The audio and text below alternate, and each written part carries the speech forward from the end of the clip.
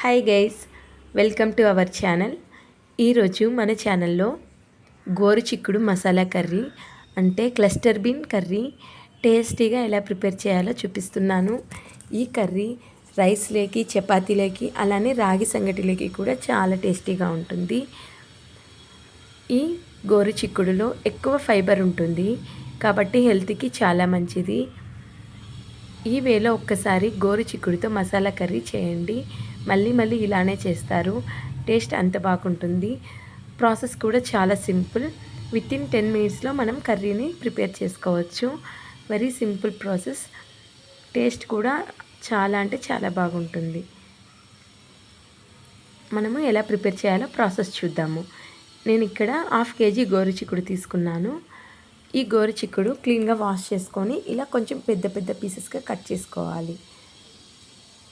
ఇలా వీడియోలో చూపిస్తున్న విధంగా ఇలా కొంచెం పెద్ద పీసెస్గా కట్ చేసి పక్కన పెట్టుకోవాలి.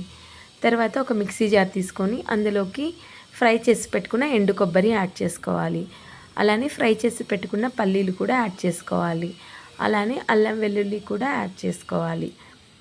ఇలా యాడ్ చేసుకున్న తర్వాత ఇవంతా స్మూత్గా గ్రైండ్ చేసి పక్కన పెట్టుకోవాలి. ఇప్పుడు స్టవ్ మీద ఒక కుక్కర్ పెట్టుకొని అందులోకి ఆయిల్ యాడ్ చేసుకోవాలి. ఆయిల్ లైట్గా హీట్ అయిన తర్వాత 1 టేబుల్ స్పూన్ జీలకర్ర, 1 టేబుల్ స్పూన్ ఆవాలు, కట్ చేసి పెట్టుకున్న ఆనియన్స్, కరివేపాకు వేసుకొని ఫ్రై చేసుకోవాలి. ఈ ఆనియన్స్ ఫ్రై అయిన తర్వాత మనం ముందుగా కట్ చేసి పెట్టుకున్న గోరుచిక్కుడుని వేసుకొని ఆయిల్లో బాగా ఫ్రై చేసుకోవాలి. ఇలా గోరుచిక్కుడుని ఆయిల్లో ఫ్రై చేసుకోవడం వలన మనకి కర్రీ పచ్చివాసన రాకుండా టేస్ట్ బాగుంటుంది. తర్వాత ఇందులోకి మన టేస్ట్కి తగినంత రాక్ సాల్ట్ యాడ్ చేసుకోవాలి.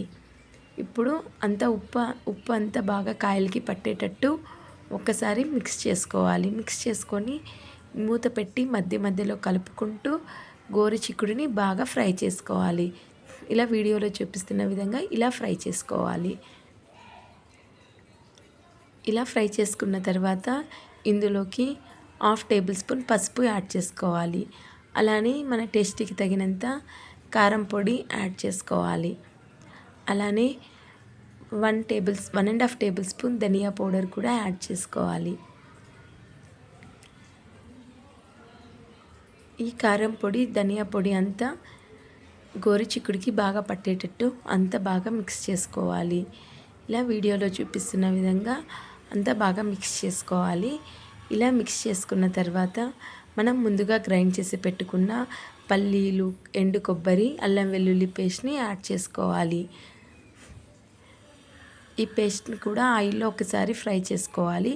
ఒక 5 మినిట్స్ తర్వాత ఇందులోకి మన గ్రేవీకి కావలసినంత వాటర్ యాడ్ చేసుకోవాలి. తర్వాత ఇందులోనే ఒక కట్ చేసి పెట్టుకున్న టమోటో కూడా యాడ్ చేసుకోవాలి. అలానే చింతపండు వాటర్ యాడ్ చేసుకోవాలి. ఇప్పుడు అంతా ఒకసారి బాగా మిక్స్ చేసుకోవాలి. మిక్స్ చేసుకున్న తర్వాత మన టేస్ట్కి తగినంత సాల్ట్ యాడ్ చేసుకొని తర్వాత కుక్కర్ మూత పెట్టి ఒక 2 విజిల్స్ వచ్చే వరకు కుక్ చేసుకోవాలి. 2 విజిల్స్ వచ్చిన తర్వాత మూత ఓపెన్ చేసి చూస్తే గోరుచిక్కుడు బాగా కుక్ అయిపోయింది. ఇలా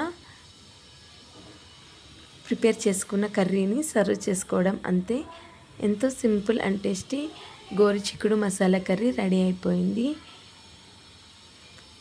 చూసారు కదా, ప్రాసెస్ చాలా ఈజీ. అలానే టేస్ట్ కూడా చాలా బాగుంటుంది. అందరూ చాలా ఇష్టంగా తింటారు. తప్పకుండా ఈ వేలో ఒకసారి ట్రై చేయండి. ట్రై చేసి ఎలా వచ్చిందో నాకు కామెంట్స్లో చెప్పండి. ఒక్కసారి ఇలా చేస్తే మళ్ళీ ఇలానే చేయమని అడుగుతారు. కర్రీ అంత బాగా ఉంటుంది. మార్నింగ్ లంచ్ బాక్సెస్కి కూడా చాలా ఫాస్ట్గా రెడీ అయిపోతుంది. ఒకసారి ఈ వేలో ట్రై చేసి చూడండి, టేస్ట్ చాలా బాగుంటుంది. ఈ వీడియో మీకు నచ్చినట్లయితే తప్పకుండా మన ఛానల్ని లైక్ చేయండి, షేర్ చేయండి, సబ్స్క్రైబ్ చేయండి. అలానే మీ ఫ్రెండ్స్ అండ్ ఫ్యామిలీ మెంబర్స్కి షేర్ చేయండి.